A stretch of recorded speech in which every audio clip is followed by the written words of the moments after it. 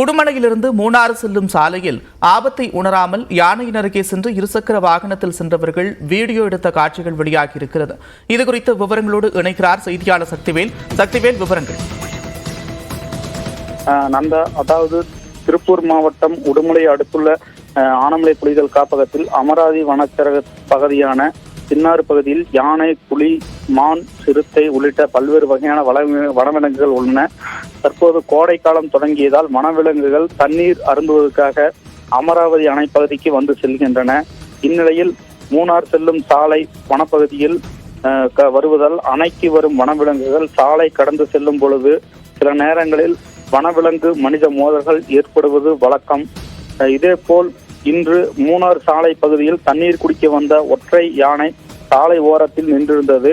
இதை கண்ட சுற்றுலா பயணிகள் யானையை பார்த்தபடி நின்றுள்ளனர். அப்போது அவ்வழியில் இருசக்கர வாகனத்தில் வந்த நபர்கள் இருவர் யானைக்கு மிக அருகில் சென்று யானையை அச்சுறுத்தும் வகையில் அதன் பக்கம் போய் புகைப்படம் எடுத்துள்ளனர்.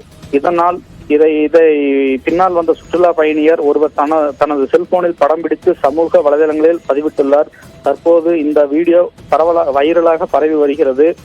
சாலை ஓரத்தில் நின்றிருந்த யானை அருகே ஆபத்தை உணராமல் சென்று புகைப்படம் எடுத்த நபரை கண்டுபிடித்து அவர் மீது தகுந்த நடவடிக்கை எடுத்து வாகனத்தை பறிமுதல் செய்ய வேண்டும் என வனவிலங்கு ஆர்வலர்கள் வனத்துறையினருக்கு கோரிக்கை விடுத்துள்ளனர்.